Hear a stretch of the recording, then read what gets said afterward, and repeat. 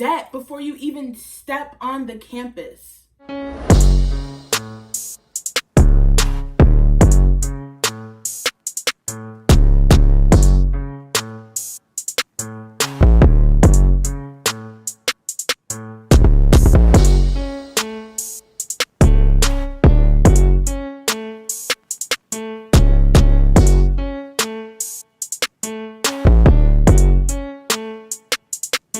What's poppin', y'all? It's your girl JSimmone, and I'm back with another cyclone video for the channel, okay? And today I'm gonna tell you guys the things that nobody told you about college acceptance letters, okay? And what happens, after you get the acceptance letters. What do you do? What should you expect? And what's happening? So I know we all hate the long intros, but before I get right into this video, go down there, hit that subscribe button, and since you're already down there, hit that like button if this video helped you out, and let me know down in the comments below. All right, now let's get into this video. Woo woo. All right, so first I'm gonna be telling you guys a few helpful tips and some advice that I wish I knew on what to expect once I got my acceptance letters, and then I'm gonna be going into how my experience was. Okay, y'all, so the first thing that I'm gonna tell you guys is the size of the acceptance letter does not matter. I know when I was still, waiting for those acceptance letters to come, I'd be like, oh my gosh, the small letter, it's so small, I probably got rejected, like I don't even know, And no, that's not the case, because hold up, I'm gonna go get it. I received college acceptance letters in this size and in this size. They come in all different shapes and sizes, or you can just get them in an email. So it does not matter. You don't have to panic if it's in a small envelope. It could go 50-50, okay? Don't go going, because that's what I did, and sometimes it wasn't even the case. The next thing that I'm going to tell you guys is it could get very overwhelming. I know that right when I was starting to apply for colleges, I would sort of try and hound them in a way, make sure that they got my application, they seen that I applied, did they get everything, hey, did you see it, do you know if I am in your system, blah, blah, blah, right? Once you apply and you submit everything, honey, the tables turn, they completely turn. Once it's March, April, May, you start getting your acceptance letters or whatever, they are hounding you, and you don't want to let it get to you. I know that I was getting very overwhelmed. They were asking, hey, are you coming to this school? Are you coming to our school? Have you decided yet? Blah, blah, blah, blah, blah. And you're over here like, where do I go? Where do I go? Right? Don't be that. Don't do that. You have all the time in the world to a certain extent. Most of the time, the deadline is somewhere in May. This year, it was May 1st, but, because of coronavirus, some schools, delayed it till June. So until that time comes around, you just take your time, take a deep breath, and don't let it get to you, because I sort of did that. I sort of started panicking or whatever, and you just want to take a deep breath. You want to make sure that you're not letting that happen. And along those lines, you want to make sure that you wait until you get all of your college acceptances and financial aid offers, because it could be make or break with those financial aid offers, because you could be in debt before you even step on the campus.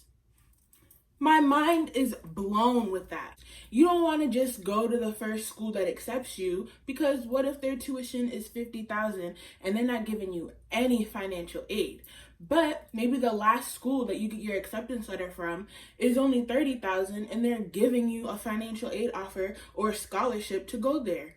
So you would have just shot yourself in the foot if you went with the first person that accepted you, and you don't want to do that. You could have accepted your financial aid offer and be taking out all loans. Even though it says financial aid, it might not even have no aid in it, okay? It could be all debt. It could be all loans. It could be, unsubsidized loans, federal loans. Like, there is just a whole bunch of ways for them to get you to get those loans. I know on a lot of mine, it was a Parent Plus loan. And that ain't it either. That is not it, okay? So to make sure that doesn't happen to you, you want to be making sure you're checking everything. You're checking those emails, you're checking your packages, you're checking that mail, okay? You want to make sure that you know where the best opportunity is for you. wherever you want to go to school, it might not be the best financial wise. So you just want to make sure you're laying all your options out on the table. And with that being said, the only way to confirm that you're going to a certain school is to pay the confirmation fee. I was told back in the earlier stages of when I was getting my acceptance letters that I needed to send an email or fill out some survey or okay? And that wasn't it. The only way is to do a confirmation fee. So don't let those weird, spam mail or spam emails get in your brain about how to confirm where you're going, because that ain't it. I don't know who was sending that stuff out, but the only way that you can confirm where you're going is with the confirmation fee, and you want to make sure you steer clear of all those emails. However, I will tell you, a lot of the colleges, like I said earlier, they be hounding you. They send you emails on, hey, are you going to our school? Fill out this so we know if you are. Fill out this if you aren't. No, and you don't need to do that, because once it becomes, the final deadline to decide where you're going, they'll know that it's either their school or it's not. Now, even though there's a deadline when you have to pay the confirmation fee, once you get all of your acceptance letters or all of the colleges you applied to, once you get all of their decisions back, you want to make sure that you are doing the research, you are reading through everything, and you do it fast. Even though there's a deadline, you can take your time, whatever, do it as soon as possible while taking your time, because I found that once you get all this stuff in, it is easier and faster for you to get your housing information done, for you to get your roommate stuff sorted out, for you to get your schedule, your classes. All this stuff comes in a little bit faster once you get your confirmation fee paid and you're financially enrolled. Basically, they want you to have this payment plan on how you're going to pay your tuition, which could be scholarships, paying out of pocket, loans. They want you to have that payment plan. And once you send that confirmation fee in, you get access to all of this stuff. You get more informed once you have that in, which just makes your process transferring from high school to college so much faster and easier. So you really want to make sure that you with that process, but also take your time. Don't rush. If you don't know where you want to go, then take the time. However, if you go through everything, you read through everything, you see where you're leaning towards, then with the decision, because I'm telling you, it makes it so much faster. For me, I started off and I was like, oh, I don't know where to go. Started doing the research, narrow it down, got to my, top 3 or whatever.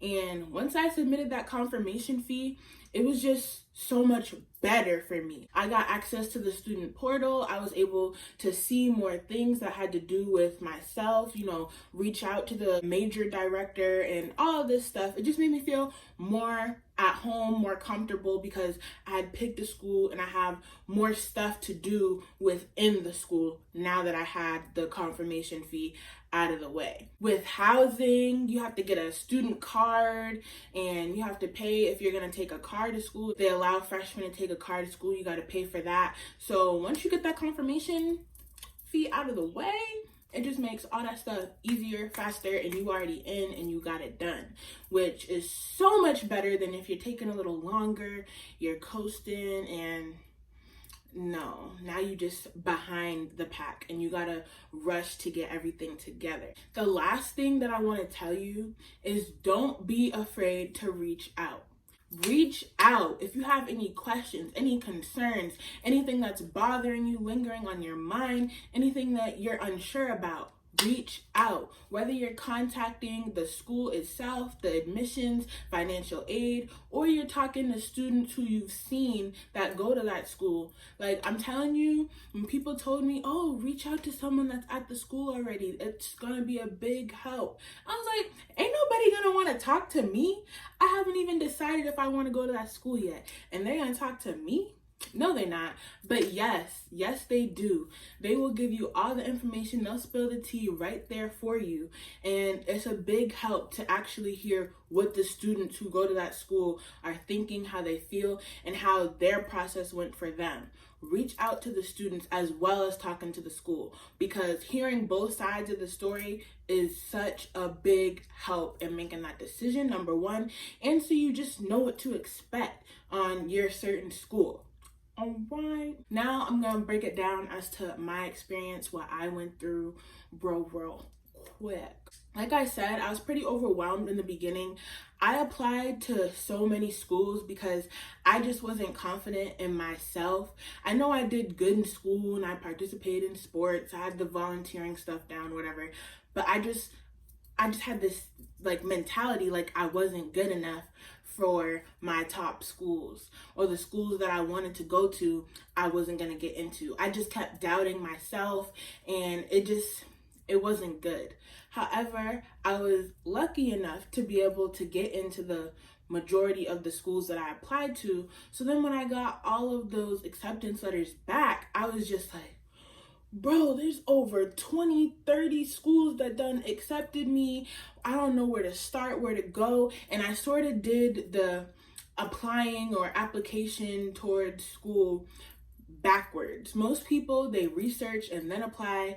I just applied because I just barely had the faith or the, confidence in myself to get into schools.